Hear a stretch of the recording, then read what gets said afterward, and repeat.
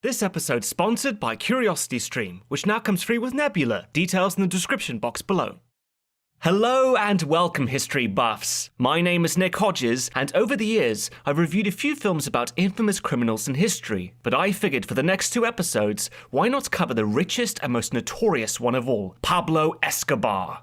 In the smash hit Netflix series Narcos, its first two seasons tells the story of his rise and fall. From his roots as a small-time smuggler in Medellin, Colombia, to quickly becoming the richest drug lord who ever lived. At the height of his power, he was estimated to be worth $30 billion, and he used his illicit fortune to wage war on Colombia itself. In less than 10 years, he would be responsible for the deaths of thousands, from journalists, cops, judges, politicians, and even civilians. His reign of terror was so brutal that it would change his designation from merely a wanted criminal to becoming the world's first narco-terrorist. As a nation under siege, Colombia's national police worked side by side with America's Drug Enforcement Administration to bring down Pablo Escobar. Two of the agents part of that elite team, our main protagonists, are based on and named after Javier Pena and Steve Murphy. Javier Pena later wrote of their experiences by saying, and I quote, "We were really just two small-town guys who got the opportunity to work the case of a lifetime, to be frontline soldiers in the greatest manhunt in history." But how much of their manhunt is historically accurate? And how much did Netflix dramatize? Well, my fellow history buffs, I'll reveal all this and more as I cover the first two seasons of Narcos. I'm going to tell the story of Pablo Escobar in chronological order, and as we move along, I'm going to point out which parts are made up and which parts were true. This is Season 1 of Narcos.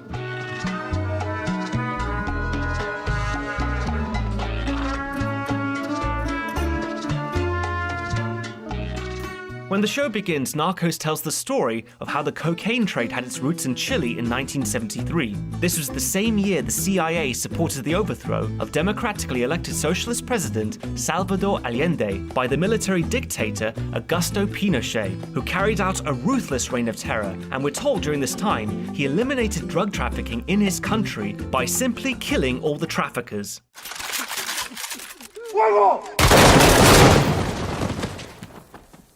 Although Pinochet did bring Chilean drug trafficking to a halt in the early years of his rule, I wouldn't read too much into it. He was simply taking out the competition. He once famously said, "Not a leaf moves in Chile if I don't move it." During the 1980s, he flooded Europe and America with cocaine and used the profits to keep himself in power. Now, whilst cocaine did have a dramatic start in Chile, it wasn't the only country producing it. Ecuador, Peru, and Bolivia would be the biggest suppliers to Colombia in the years to come. Anyway, out of this mass grave, we see one man has survived Pinochet's firing squad, a drug chemist called Mateo Moreno, also known as Cockroach due to his near brush with death. Narcos credits him as the one who introduced cocaine to Colombia, but his character is made up. He's really there just to introduce the audience into the world of Colombian drug traffickers. But unlike Cockroach, the ones portrayed on screen were real people and the future founders of the Medellin cartel. Upon his arrival, he has supposedly three choices of who he wants to work with. First up, the Ochoa brothers, Jorge. That's Fabio on the horse. A typical Colombian smuggling family. They were smart and rich, but Cockroach felt the high life had made him too soft. I wouldn't call them soft, but they were certainly the least violent out of the Medellin founders. As well as smuggling, they also prided themselves as horse traders, cattle ranchers, and restaurant owners. Another possible partner was Jose Rodriguez Gacha, nicknamed the Mexican for his love of tequila and sombreros. Cockroach passes him up too, this time for being too violent. The show references a real event when Gacha sent armed men to storm a house party to murder his old business partner, Gilberto Molina, along with nearly 20 of his guests.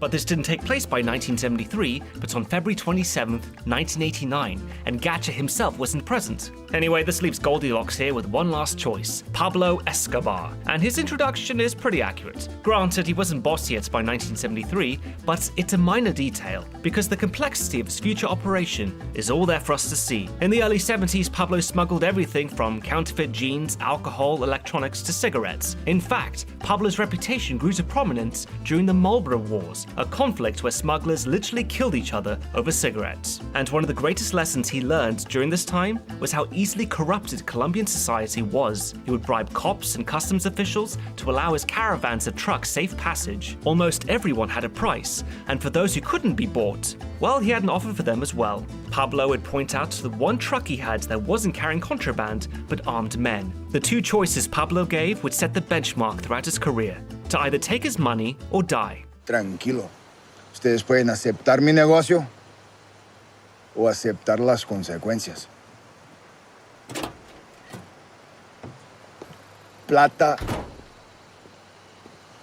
o plomo. Ustedes eligen.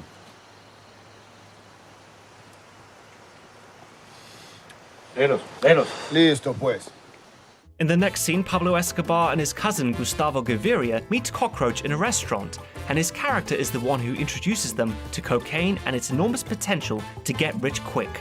Whilst a kilo in Colombia would set you back by $1,000, if you brought that same kilo to Miami, its street value would skyrocket to $80,000. Not only that, but you couldn't pick a better time to smuggle cocaine into America than during the 1970s. Cocaine was barely a blip on the American government's radar. It hadn't achieved the same notoriety other drugs had, like heroin. Instead, it was perceived to be a cool drug for the in crowd, for the rich and famous. Also, the penalties for getting caught with cocaine were less severe. For example, in the 1970s, a kilo could get you charged with something like 13 months in prison, whereas today you'd get 10 years. Pablo Escobar immediately saw the value behind this wonder drug, but it wasn't Cockroach who introduced him to it, but a Colombian drug chemist called Ataleo Gonzalez. No picture of him exists, but he and other chemists would smuggle coca paste from Ecuador, Peru, and Bolivia, and they would cook it in a drug lab called a kitchen. These would often be in two-story houses in the barrios of Medellin. They would run 24/7, and they would mix the coca paste with various chemicals and heat it to high temperatures to create cocaine.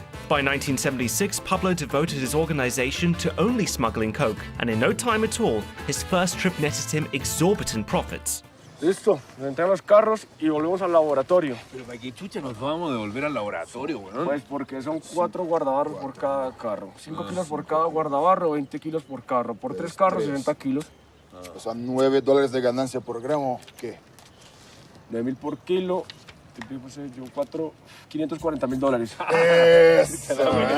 Narcos then jumps forward in time to Miami 1979, and we see Steve Murphy's backstory. He's one of the 2 DEA agents who went after Pablo Escobar, and he acts as the show's narrator, the other agent being Javier Peña. Now, the biggest thing I have to point out when it comes to these guys is that they weren't present for many of the events we see in Season 1. In real life, they didn't get involved until much later. For example, although Steve Murphy did serve in Miami, this wasn't until 1987. The reason why Narcos makes these changes to the timeline is because they want to have Murphy and Peña's story running concurrently with Escobar's. That way things make more sense when Steve Murphy narrates and tells the story of how cocaine was smuggled to the US in the early days. The Lion was one of the first guys to ever bring coke into Miami. His contact was a crazy nut job named Carlos Lader. Half Colombian, half German, and 100% playboy. Big fan of John Lennon and Adolf Hitler.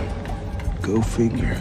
So these two characters are somewhat based on real people. Carlos Lader was one of the founding members of the Medellin cartel, and just like the show accurately said, he was a pro-Nazi hippie. Very contradictory figure, and he would one day smuggle the bulk of Pablo's cocaine to the US. The Lion, on the other hand, is a fictional character, but he is inspired by an American smuggler called George Young. Johnny Depp portrayed him in the 2001 movie Blow. George Young was sent to prison in 1974 for flying in 660 pounds of marijuana from Mexico. His cellmate was Carlos Lader, who was in there for stealing cars, and when he found out about George Young's skills as a smuggler, he asked him if he knew anything about cocaine. In 1975, the pair were released from prison, and they flew down to Colombia to meet Pablo Escobar. The first plane they flew to America for him carried 250 kilos, worth $10 million, and that was just the beginning. Eventually, Carlos Lader became so rich he bought an island in the Bahamas called Norman's Key and turned it into a refueling stop between Colombia and Miami. And like some sort of James Bond villain, he had armed guards patrolling the beaches with a fleet of small planes and huts filled with cocaine, gasoline, and guns. Carlos also turned the private island into his own Sodom and Gomorrah, where naked women would greet his friends at the airstrip and treat them with drug-fueled orgies. In just a few years, cocaine exploded onto the scene, and by 1979, a violent turf war between rival Colombian smugglers broke out on the streets of Miami, quickly turning it into the murder capital of America. And as Narcos accurately depicts, the Dade County morgue was overflowing with so many bodies that they had to rent a refrigerated Burger King truck for extra storage. Meanwhile, back in Colombia, Narcos takes creative license at the time when Pablo Escobar was arrested by DAS. They're like the Colombian equivalent of the FBI, and this happened around May 1976. In the show, Pablo has these guys on his payroll, and they seize his truck smuggling cocaine in order to shake him down for more money. They get the idea from Cockroach, who also feels like he isn't getting his fair share, and he gets his comeuppance for it later on. Pablo then goes down to the station himself, but refuses to renegotiate, so they arrest him, take his fingerprints, and put him through the system. That famous mugshot we all know comes directly from this arrest. Now, in real life, these DAS agents were honest cops, and they didn't just arrest Pablo, but also his cousin Gustavo and a few other guys coming back from a drug run to Ecuador. After a few months in prison, they eventually got out by bribing a judge, but Pablo made sure to also kill the two cops who originally arrested him. Since I have your attention, I thought I'd mention that whilst my Narcos Season 1 review will be split up into parts 1 and 2 on YouTube, you can watch it right now in its entirety over on Nebula. Nebula is a streaming service made by creators where we release content early, ad-free, and even show exclusive Nebula originals that you can't find anywhere else. It's also a platform without the restrictions of advertiser-friendly policies you'd find elsewhere. So basically, any videos of mine that need to be heavily edited or go missing will have no problem being uploaded to Nebula the way they were meant to be seen. And what's more is that Nebula comes free with CuriosityStream, which is a subscription streaming service that has nothing on it but documentaries, including history, and you can get them both for just 26% off the annual plan. That's less than $15 for an entire year of content. So if you want to watch the full Narcos Season 1 review right now, just go over to curiositystream.com/historybuffs.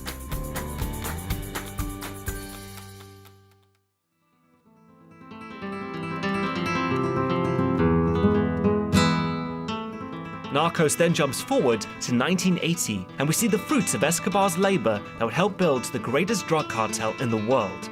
No longer cooking in the barrios, the drug lords would move on to build cocaine factories out in the Amazon jungle, the largest of which was Tranquilandia, an enormous complex of 20 labs and camps with 7 runways and hundreds of workers. It was the size of a small town. Escobar was intent on industrializing the cocaine trade and monopolizing it. From production to trafficking to distribution, everything would be done in-house with no outside middlemen.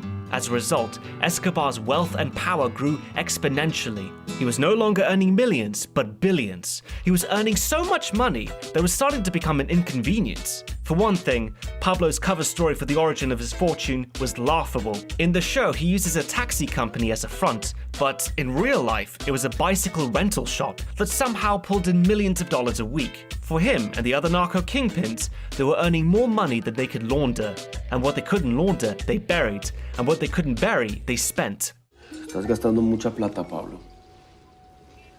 Tenés Picassos, Dalís, fincas, casa, apartamentos, lanchas, aviones, carros.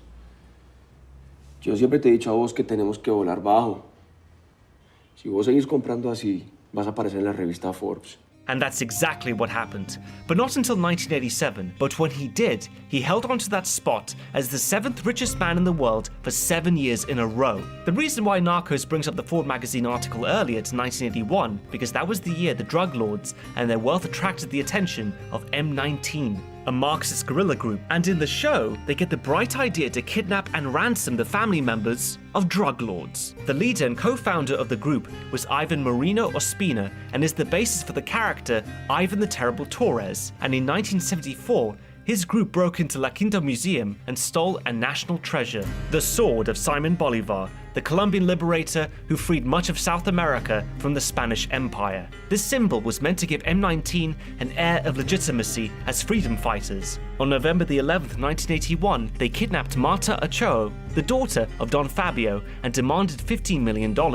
For some reason, they changed this date to March 13th, but I couldn't figure out why. Also, what's not mentioned in Narcos is that M19 very nearly kidnapped Carlos Leda too, but he was able to escape.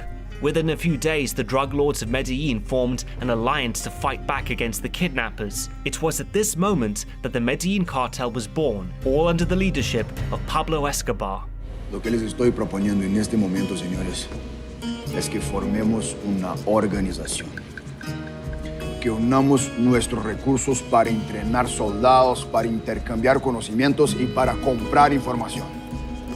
Y para que quede muy claro, vamos a llamar nuestro grupo Muerte a Secuestradores. Muerte a Secuestradores. And just to make sure everyone knew they meant business, on December 3rd, 1981, they had Carlos Leder airdrop leaflets over 2 football stadiums. The leaflets read, 223 industrialists from all over the country have agreed to form the MAS, Death to Kidnappers. Its objective is the public and systematic execution of anyone who is involved in the heinous crime of kidnapping.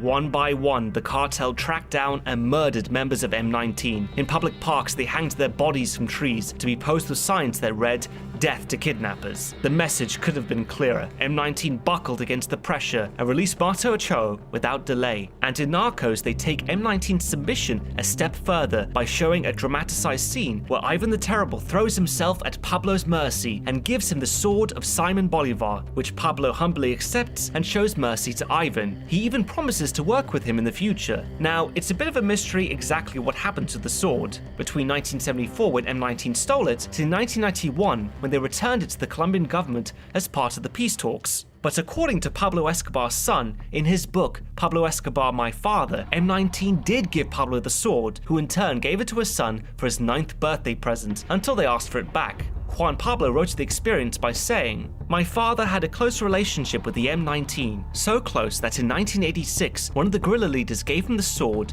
of Latin American liberator Simon Bolivar. We kept it until 1991, when my father returned it. Before giving it back, I posed for this photo." Even though this is all dramatized, it's still a good scene, and very authentic to who Pablo Escobar was. He was a man of contradictions. He saw no issue creating an organization to fight kidnappers, even though he himself was a kidnapper. But that was Pablo Escobar. He was not above pushing populist rhetoric and proclaiming self-righteousness when it benefited him, and oftentimes it did.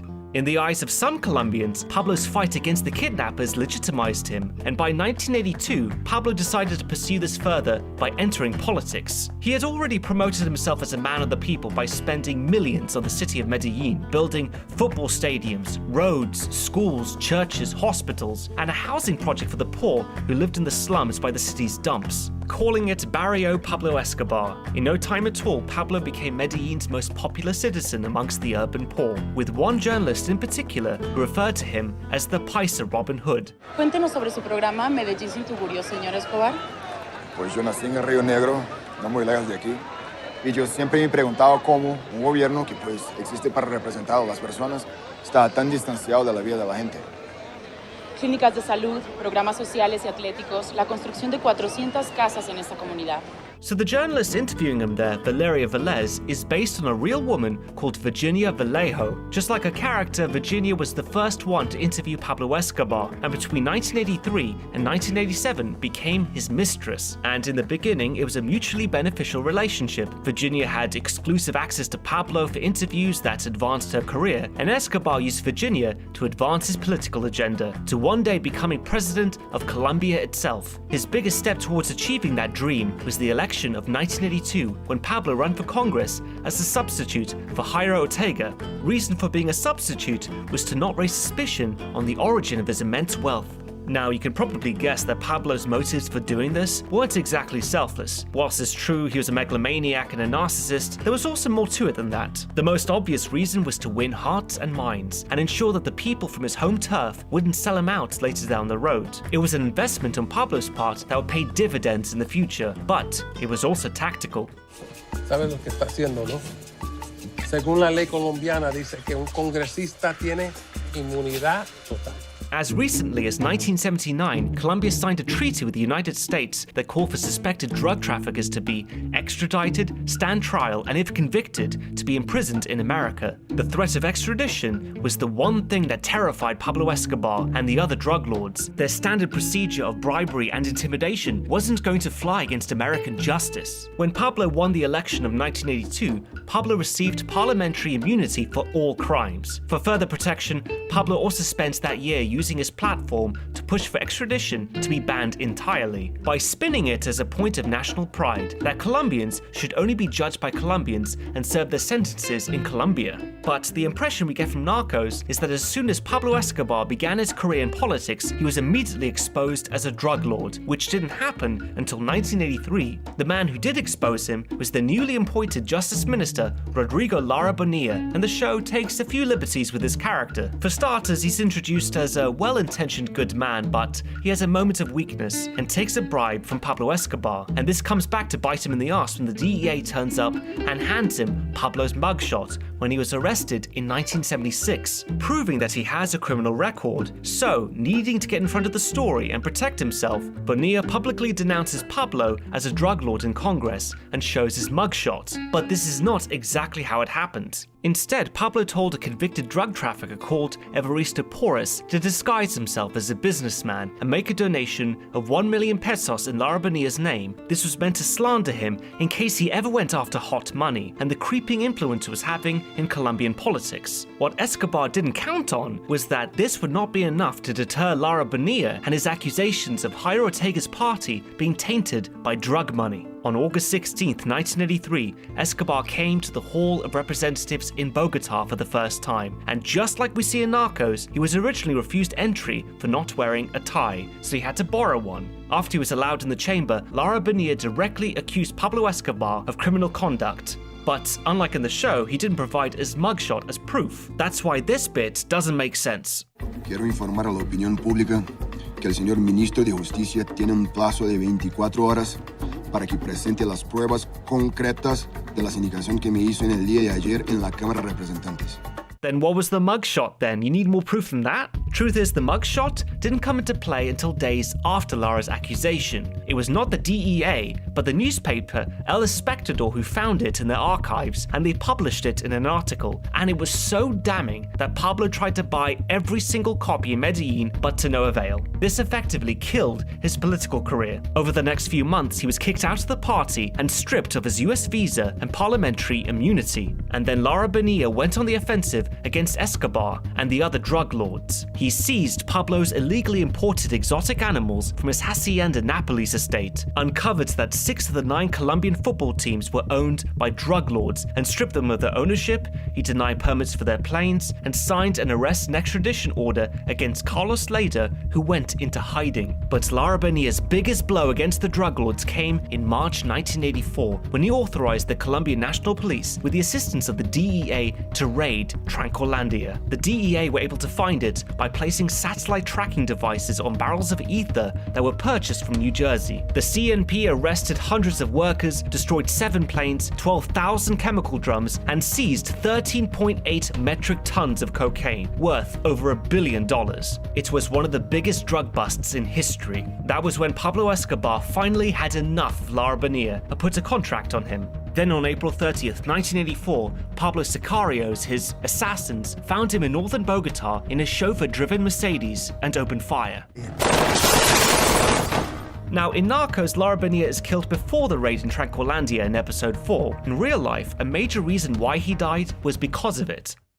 Esta es una operación que ha tenido un resultado inmejorable y que da una idea de la dimensión del problema del narcotráfico en el país. But in any case, Lara Bonilla's murder shot Colombia to its core. This was unprecedented. To give you an idea of its significance, it would be like if someone assassinated the US Attorney General in DC. By killing the Justice Minister, Pablo Escobar had declared war against the Colombian state, triggering one of the bloodiest decades in its history.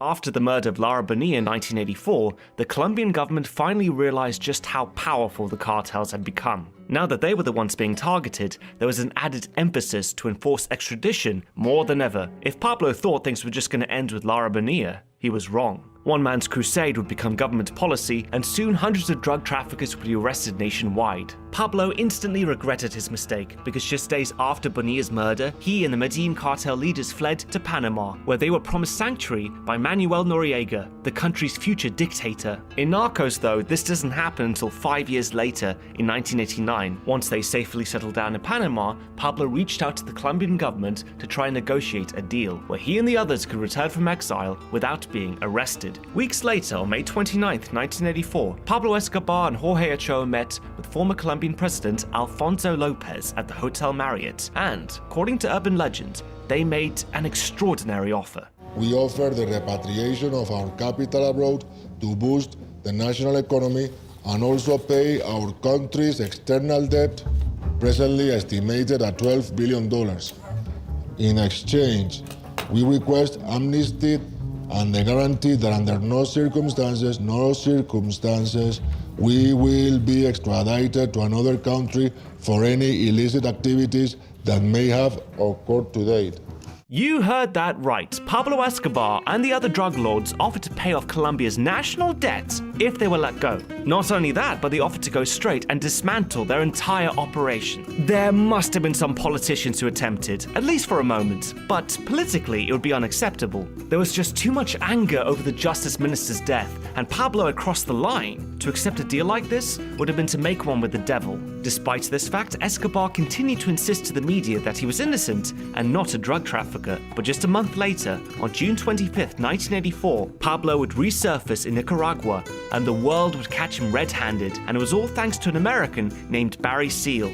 Now, in the show, Barry Seal is a former CIA pilot who works for the Medellin cartel flying their coke. Steve Murphy and Javier Peña arrest him on not just drug trafficking, but also for making refueling stops in communist countries like Nicaragua and Cuba. And Barry Seal just so happens to have the most incriminating photo of Pablo Escobar just lying about. Well, see, I figured this day might come. But you uncuff me, boys. I got something to show you. This is not how it happened. Barry Seal was a former commercial airline pilot who smuggled coke for the cartel and was busted by the DEA in Florida in March 1983. Facing a 10-year sentence, Barry offered to turn informants for a reduced sentence and promised to give them Pablo Escobar on a silver platter. In a combined sting operation between the DEA and CIA, Barry Seal landed in Managua, Nicaragua with a C-123 plane to pick up 750 kilos of coke, and on board were hidden cameras that took pictures of Pablo Escobar personally loading coke onto the plane, as well as Nicaraguan soldiers. Why does that matter? Because at the time, Nicaragua was governed by the communist Sandinistas, who were letting Escobar use their country as a landing strip for cocaine shipments to the U.S. Colombian cocaine coming through a communist country and into America? I couldn't have made that up. Now, the DEA wanted to use Barry Seal to later lure Pablo Escobar into a trap and arrest him. That was the original plan, but once Washington saw those pictures, they were more interested in discrediting the Sandinistas and leaked them, jeopardizing the entire DEA operation and blowing Barry Seal's cover. This picture, secretly taken at a military airfield outside Managua, shows Federico Vaughn, a top aide to one of the 9 commandantes who rule Nicaragua, loading an aircraft with illegal narcotics bound for the United States. That's your fucking face, Barry! This is... It wasn't just Washington who screwed Barry Seal. When he returned to court to receive his reduced sentence, the judge hated the deal and the fact he couldn't incarcerate him. So he gave him the harshest sentence he could, which was 6 months probation in Baton Rouge with no guns and no armed bodyguards. Barry was ordered to reside at the Salvation Army Community Treatment Center and turn up every night at 6 p.m. and not leave until 6 a.m. Then the judge read out the address in open court. It was basically a death sentence.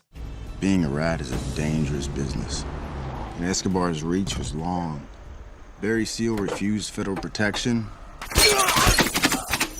and he met his end in a parking lot in Baton Rouge. Whoops. Following his close shave in Nicaragua and being betrayed by Manuel Noriega in Panama, Pablo Escobar decided that for all his troubles, he was probably safer in Colombia than out of it. That's when he flew home and settled in for a long fight against the government. He was going to do it by creating a new organization. Like Death to Kidnappers, the name was going to speak for itself, the Extraditables. Its only mission was to get extradition banned. They sent letters to newspapers, TV stations, and courtrooms promising to kill anyone who supported extradition. Judges were especially targeted. More than 30 would be assassinated by 1985.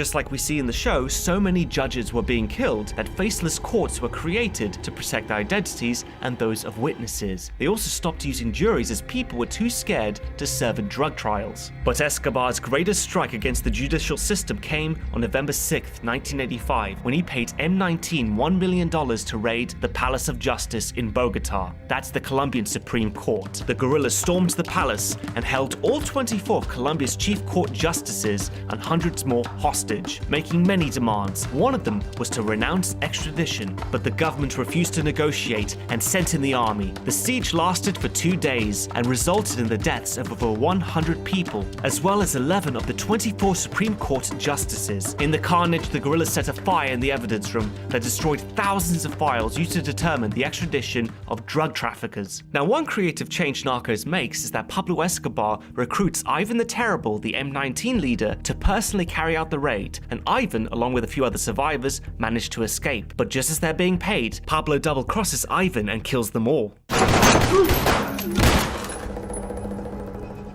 The truth is that none of the M19 rebels survived the Palace of Justice, and Pablo couldn't betray Ivan the Terrible because he was already dead. He was gunned down by the cops in Cali in August 1985. But in any case, the Palace of Justice siege terrified everyone who works in public life. The list of people willing to speak out against the traffickers was getting smaller by the day. Pablo had a long memory and even longer reach. On December 17, 1986, Guillermo Cano, the editor-in-chief of El Espectador, who published Pablo's mugshot that got him kicked out of politics, was gunned down in his car.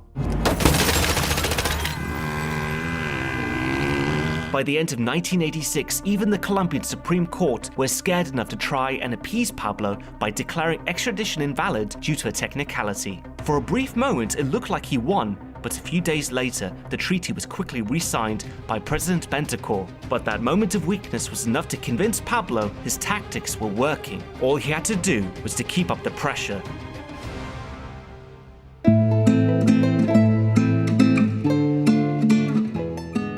By episode 5, the show jumps forward to 1989, and from this point on, it never outright says what year it is again. Despite this, I'll continue providing dates for all the events we see. Just don't be confused if my timeline is different from that of Narcos. But back to 1989. This is when the situation in Colombia was turning into a powder keg. Medellin would transform into the most dangerous city in the world, with over 5,000 murders a year. The authorities were so overwhelmed at times, they could take days to clear a corpse off the street, and yet the violence continued to escalate. But one major thing Narcos doesn't mention, or rather changes to happen later, is that by 1989, the Medellin cartel was fighting a war on two fronts, one against the state and one against another cartel, the Cali cartel. The difference between Medellin and Cali couldn't be more night and day. Whilst Pablo solved all his problems through fear and violence, the so-called gentlemen of Cali solved theirs through bribes and blackmail, and preferred to use violence as a last resort. It was just bad for business and too high profile. As well as running the second largest cartel in the world, they also invested in legitimate businesses. They ran the biggest chain of pharmacies in Colombia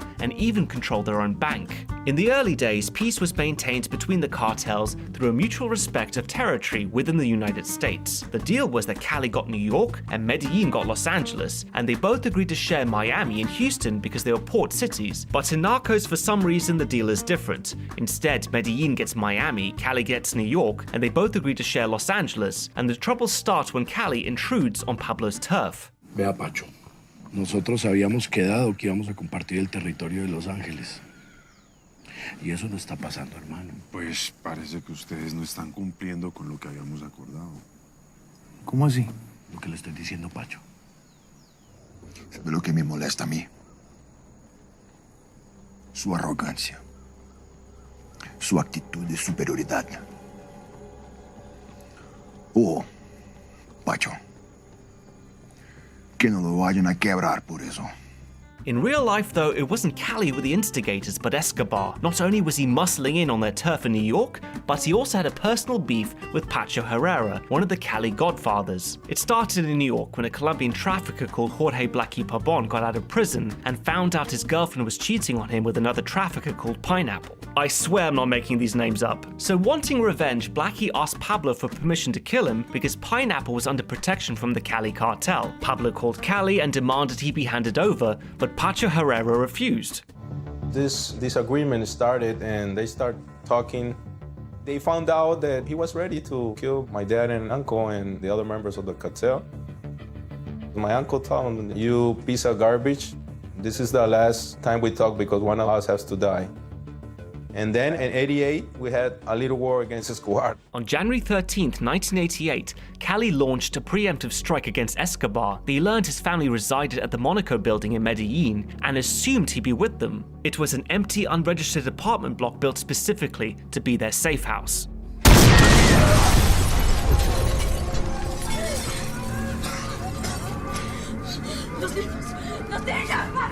The car bomb had been packed with over 300 kilos of dynamite that left a 13-foot hole in the street below. The blast killed 2 passers-by, ripped up water mains, and shattered windows 4 blocks away. Despite the destruction, Pablo's family miraculously survived, but it did leave his 4-year-old daughter Manuela permanently deaf in one ear. The only inaccuracies here is that the bombing didn't take place in 1989 like in the show, and Pablo wasn't in the building at the time, but I don't think any of us have an issue with that last bit because the drama is very well done here. The Monaco building was a watershed moment for Escobar. He had 2 enemies now, the state and Cali. For a single bomb directed at his family gave Pablo the excuse to unleash hundreds in a massive campaign of terror.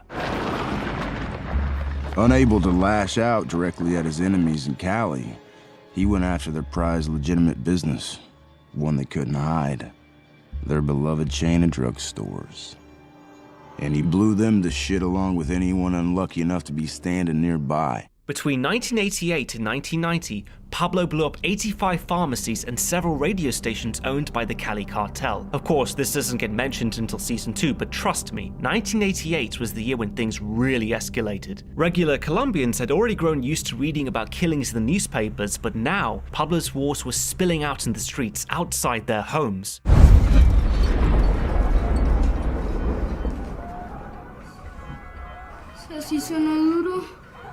So by 1989, the Colombian people were growing increasingly exhausted by all the violence. Public opinion demanded that something be done with the cartels, but not since Lara Bonilla had anyone really championed the cause. But there was a glimmer of hope in the coming election with Liberal Party candidate for president Luis Galan. He was a popular reformer whose entire platform was to rid Colombia of corruption and extradite the drug traffickers. Luis Galan would not be cowed by the likes of Escobar, and the people pinned their hopes on him to lead them out of the darkness. On August 18, 1989, Luis Galan campaigned in Soacha against the advice of his campaign manager, Cesar Gaviria. Just weeks before, Galan had already survived one attempt on his life when a Sicario tried to fire an RPG at him. Nevertheless, Galan took to the stage in front of 10,000 of his supporters.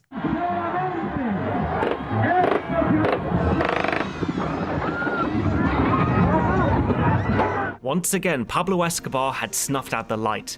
The nation mourned Galan's murder, and thousands took to the streets in silent protest. A few days later, at the funeral, Galan's son, Juan Manuel, was delivering a eulogy, and at the end, implored Cesar Gaviria to take his father's place in the presidential election and his anti-narco policy, and Cesar Gaviria did, knowing full well that he would be targeted next. And on November 27, 1989, he was. 2 weeks earlier, Pablo and his top capos were planning Gaviria's assassination after learning he was scheduled to fly to Cali. They then recruited a young man out of the barrio and tricked him to bring a briefcase aboard the plane that he thought was a recording device. He was instructed to turn it on after the plane took off and secretly tape the conversation of the passenger next to him. Instead, it was a 5-kilo bomb. Avianca Flight 203 crashed into the side of a mountain on the outskirts of Bogota. All 107 passengers and crew were killed, but by a stroke of luck, Gaviria hadn't been on board. Due to the threat on his life, his chief of security changed flights at the last minute. The Avianca bombing left Colombia reeling with horror and despair. The country was under attack by a madman who was willing to kill 107 people just to kill one man. Life was cheap to Escobar, and he proved it again just 9 days later with an even bigger attack. Outside the DAS building headquarters, his sicarios left a bus outside carrying 500 kilos of dynamite.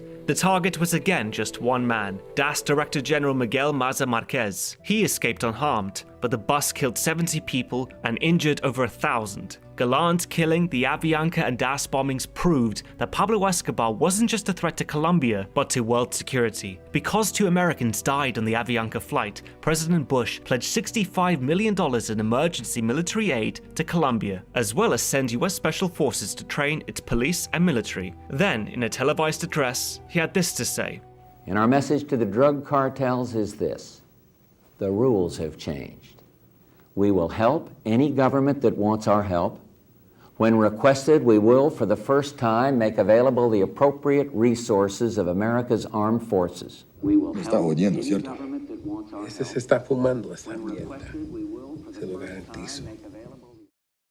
Well, that wraps up part 1 of my Season 1 review for Narcos. Stay tuned for part 2 when it comes out next week. My name is Nick Hodges, and thanks for watching, History Buffs.